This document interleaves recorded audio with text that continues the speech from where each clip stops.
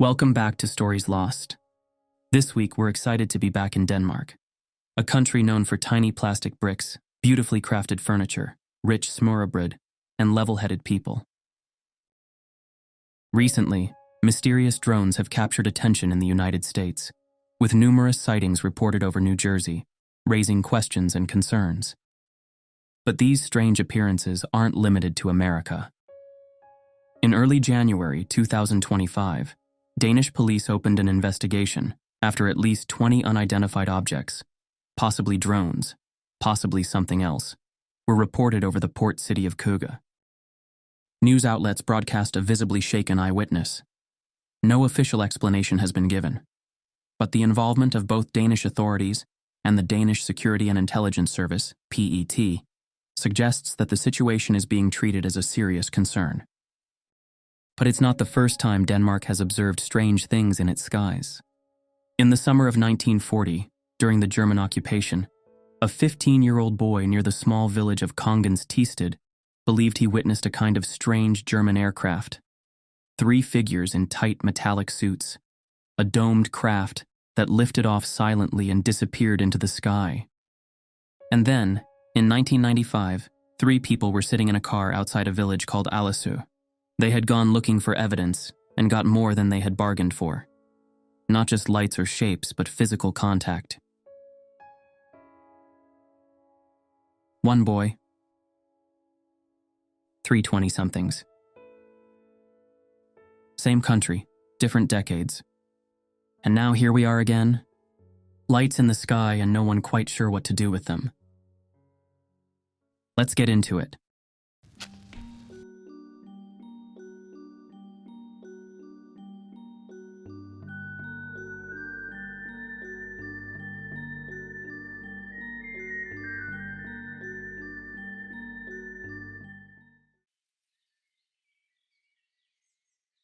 One sunny summer afternoon, a 15-year-old boy was walking southeast from Kongens Tisted toward the area around Tisbjerg, a hill that rises between meadows and heathland. He had been sent to fill the water troughs for some cattle. As he followed the field path along the northern side of Tisbjerg and reached the foot of the hill, he noticed 3 figures walking side by side toward him from the northeast. The boy would later describe the figures in detail. All 3 wore dark greenish shiny suits that looked like silk and clung tightly to their bodies. The suits came up over their necks and covered part of their chins. On their heads, they had close-fitting helmets in the same color, smoothly joined to the suits without any visible seams. Their faces were hidden behind a transparent material that looked like glass. Down the front of each suit, from the shoulders to the feet, ran 2 raised ridges about 10 centimeters wide that blended into the fabric. They didn't appear to be wearing shoes, and there were no buttons, zippers, or pockets visible. At first glance, their appearance didn't stand out in any way, and their height seemed average. Their walk was also unremarkable, and the boy noticed that they swung their arms slightly as they moved. He found it strange to encounter anyone in such a desolate area, and his first impression was that they might be mechanics. When they were about 30 meters away, the 3 figures suddenly turned south and disappeared behind the hill. The boy believed they had done so because they didn't want to meet him. Even though, as he put it, his heart was pounding in his throat, curiosity got the better of him. He hurried to the top of the hill and saw that the figure walking on the right, now close to the edge of the slope, had fallen a bit behind and was crossing over to join the others on the left. The 3 continued side by side through the heather. From his vantage point, the boy could now see that the backs of their suits were smooth. He then spotted a round, dome-shaped, shiny craft resting in the heather, about 200 meters from the hill. He noticed how the sunlight reflected off its surface. There were no windows or doors visible on the outside, and nothing beneath it that looked like landing gear or pods. He couldn't estimate its exact size in meters, but thought it was probably about the size of a German military aircraft. Since the event took place during the German occupation of Denmark, the boy now got the idea that the people he had seen must be German military pilots. When the 3 individuals reached the craft, they stood still in front of it for a moment, and then suddenly disappeared. This puzzled the boy. He had expected them to enter through some sort of door or hatch, but saw nothing of the kind. After a few seconds, the craft began to rise straight up into the air, silently and vertically. At first it moved slowly, but after 6 or 7 seconds it shifted direction toward the southeast and suddenly picked up incredible speed. Within a few more seconds, it disappeared into the sky at a sharp angle. The boy later said that as the craft accelerated, he heard a sound like air being whipped. A noise similar to what you hear when swinging a long fishing rod quickly through the air. He ran as fast as he could to the spot where the craft had lifted off. The heather there, which was fairly tall, was slowly straightening after having been pressed down. He didn't notice any burn marks or clear impressions where the object had been. On the way home, he kept wondering what kind of craft it might have been. He had seen German military planes take off near Aalborg several times, but this was nothing like those. Nothing he had ever seen moved that fast, and nothing else had been so eerily silent. When he got home, he told his mother what he had seen. She told him it must have been Germans and warned him never to speak to them. That gave the whole experience a strange, almost secretive feeling, and after that, he didn't talk about it again. It was only many years later that he came across information about UFOs. That sparked an interest, and his thoughts kept returning to what he had witnessed in 1940. In 1974, he finally gathered the courage to speak about the incident on record.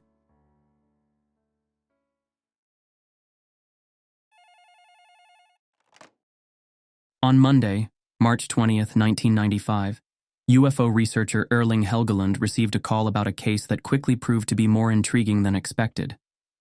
During a conversation with the witness, Mr. H, from Odense, it became clear that the story held unusual and complex details.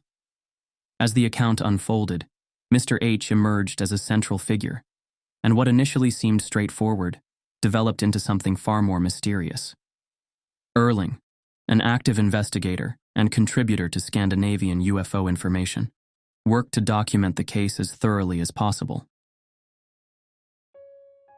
The story begins with a woman living in Allesø, just north of Odense. She described herself as a psychic and appeared in local newspapers and on television, where she spoke about her ability to see auras, predict the future, and heal. In the late 70s, she maintained a sizable list of clients and held open house gatherings every Wednesday evening, where anyone could come to discuss auras and other related subjects. The lady claimed to be from another planet and said her abilities were granted by spacemen who visited her regularly. She said they often landed by a concrete ramp out on a field near her house. Now, we come to the part of the story where Mr. H is no longer alone. 2 young women join him in his search, both in their early 20s, like him. What brings them together is the same pull, an intense curiosity stirred by the strange rumors surrounding Allesø.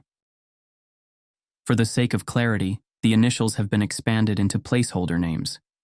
Mr. H becomes Frederick, and the 2 young women, AS and FIT, are referred to here as Anna and Freya. All 3 had heard the stories about alleged visits from spacemen in the area.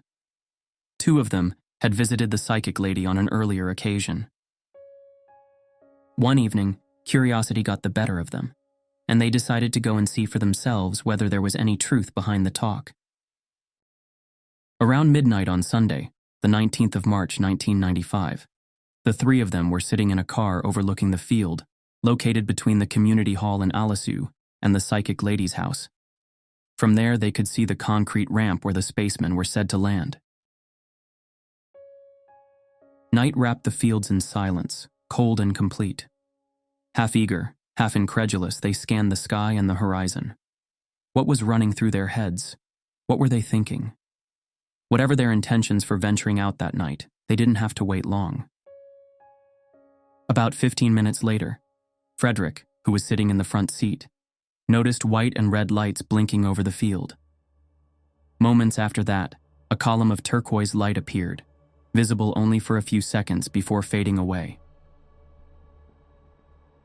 At approximately 12:30 a.m., all 3 witnessed a pale gray object hovering above the concrete ramp. At first, it seemed almost transparent. They could faintly see the outlines of trees through it, dimly backlit by the glow of greenhouse lights behind them. Gradually, the object began to emit its own light. It started faintly, then grew brighter, making the shape clearer and more distinct against the night.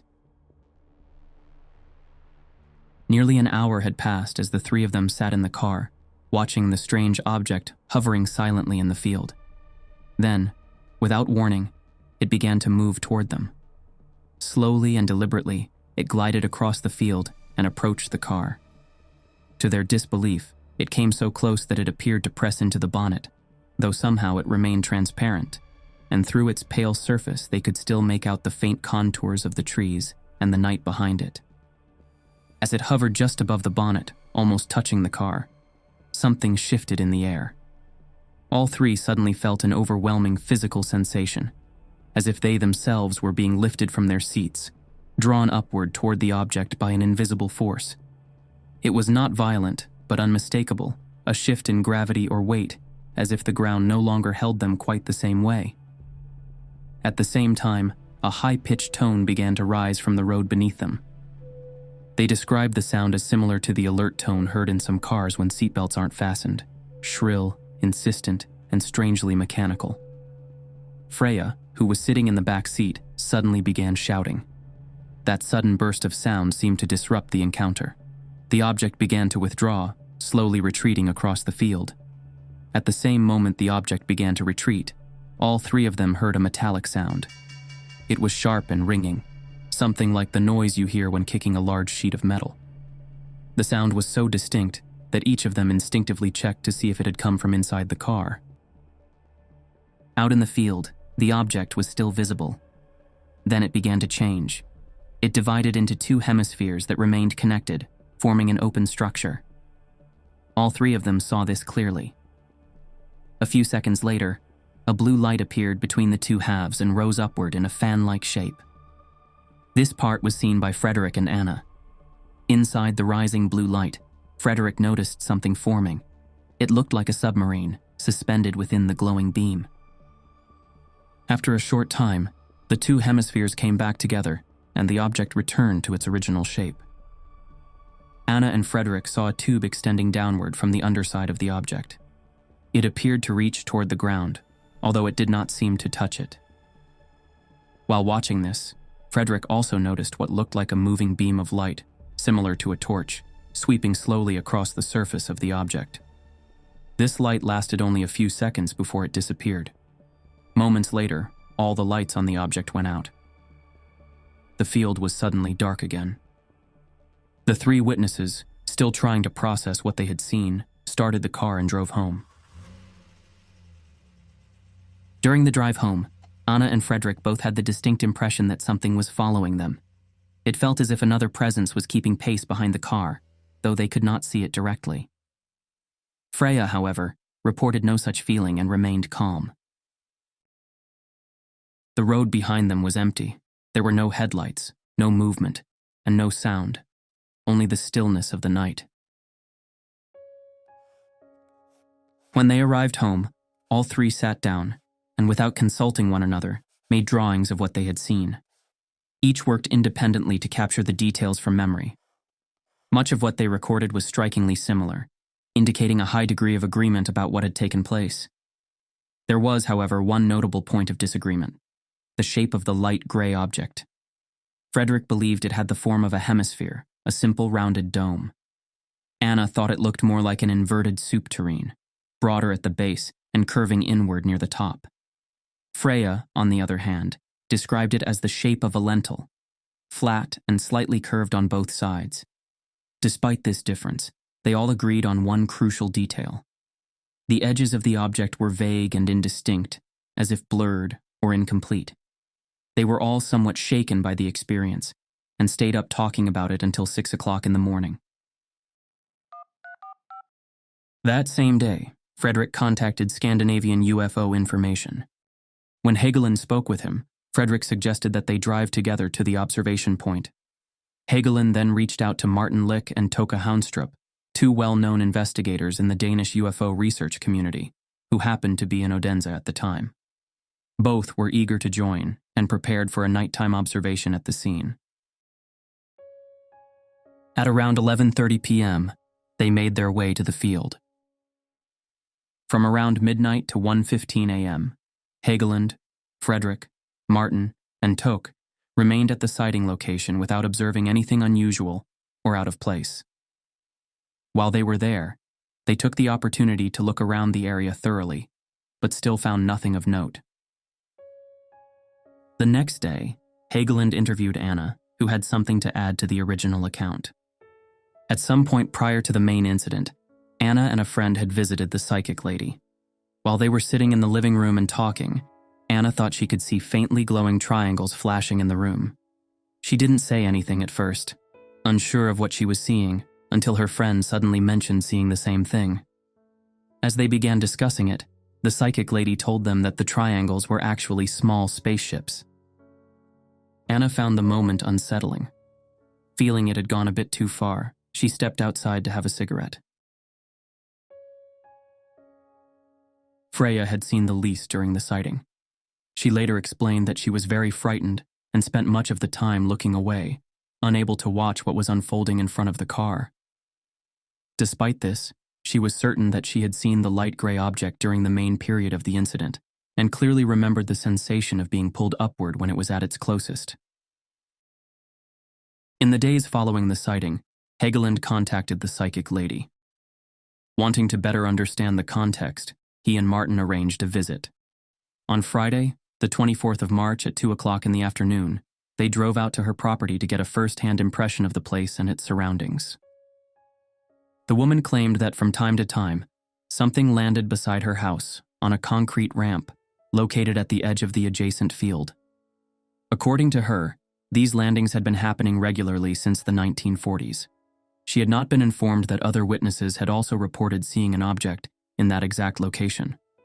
She described the visitors as friendly beings who were helping the planet and its population. She also claimed to be in constant telepathic contact with them and said they often visited her in her living room. She said that the visitors filled her with energy, which she used for positive purposes, such as healing. According to her, the people of Allesø were used to the visits but simply chose not to talk about them. Curious to see whether there was any truth to this, Hageland set out to ask the locals himself. He visited the closest neighbors, whose homes bordered the field where the sightings had taken place. But none of the neighbors had noticed anything unusual, nor did they know the psychic or her alleged alien contacts. One of them told Hageland that the concrete ramp had originally been a railway buffer stop, built by the Germans during the war. He even recalled seeing a train pass through Allesø himself. Erling concludes that the immediate credibility of the three witnesses is high. However, he also considers the possibility that they may have been influenced by the strong personality of the psychic lady. Small impressions and fragmented details could have been pieced together into a shared experience, later interpreted as a UFO sighting. As with many other cases, the conclusion here is far from straightforward. In Erling's view, UFO organizations often find it difficult to deal with reports from self-identified contactees who claim to be in regular communication with alien beings. The challenge is that, in most such cases, only the contactee is able to see or hear the visitors. This makes the accounts difficult to investigate and often less compelling to others.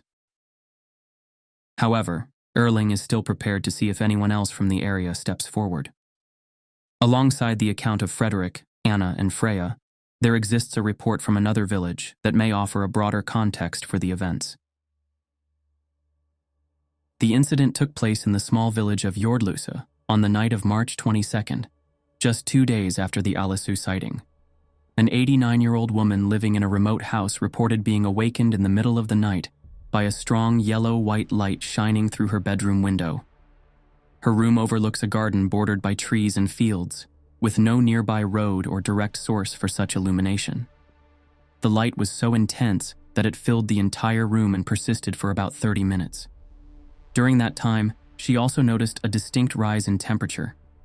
Due to her age and physical condition, she was unable to get out of bed to investigate, and no object or movement was observed. Eventually, the light faded and disappeared. Although no craft was seen, the nature of the light and the physical effects it produced bear resemblance to aspects of the Allesø event, particularly in terms of sudden illumination and the suggestion of a presence just out of view. The timing and location make this case notable. Erling Hageland did not establish a direct connection between the two incidents, but he considered the Jordløse report significant enough to be published in parallel with the Allesø account, as a possible part of a broader regional pattern.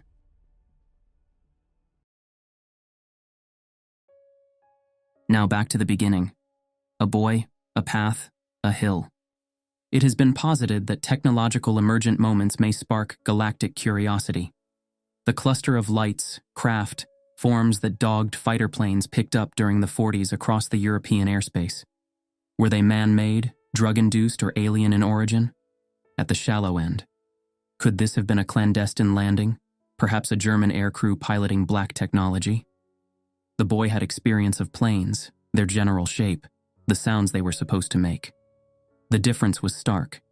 This object was remarkably different, silent. However understandable, his mother's reaction later lulled him in the direction of normative logic, calmed the storms of prickly apprehensions, and put his reservations to rest. Until he finally found people and experiences that resonated with his visceral experience. It was the push he needed to reach out and voice the unease that had never stopped simmering. Half a century later, another field and 3 bold fools. An encounter they themselves recklessly invited.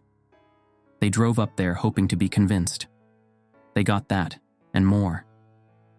To this we add the strange connection to the psychic lady, who appeared to have a benevolent relationship with visitors that supplied her with energy as a kind of font of wellness. She seemed serenely embedded in the scene, untouched by the distress that often marks other contact persons, even as she bore the public stigma.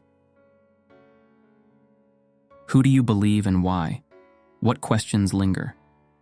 The 3 investigators, all high-profile ufology investigators and frequent contributors to Scandinavian UFO information, had the opportunity to examine the site.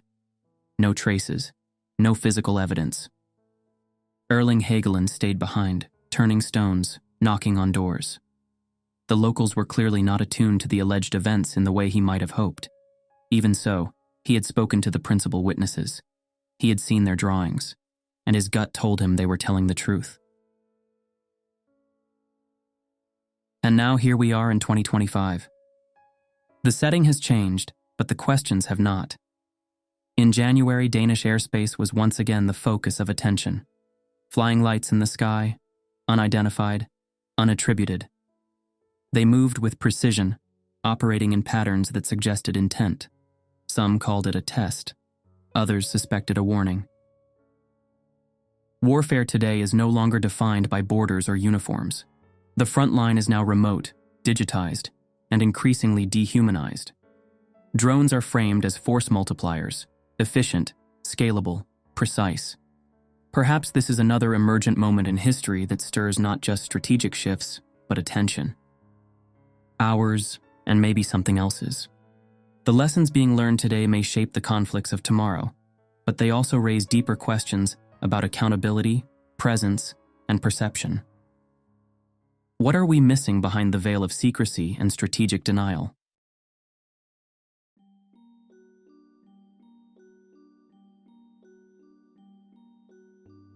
If you've made it this far, thanks for being here. It really means something to know these stories matter to someone else too. If you'd like to support what we're doing, the simplest way is to give this video a like and hit subscribe. There's more ahead, and we'd love for you to be part of it. We would like to take this opportunity to welcome our new channel members, while also thanking our ongoing members and Patreon supporters.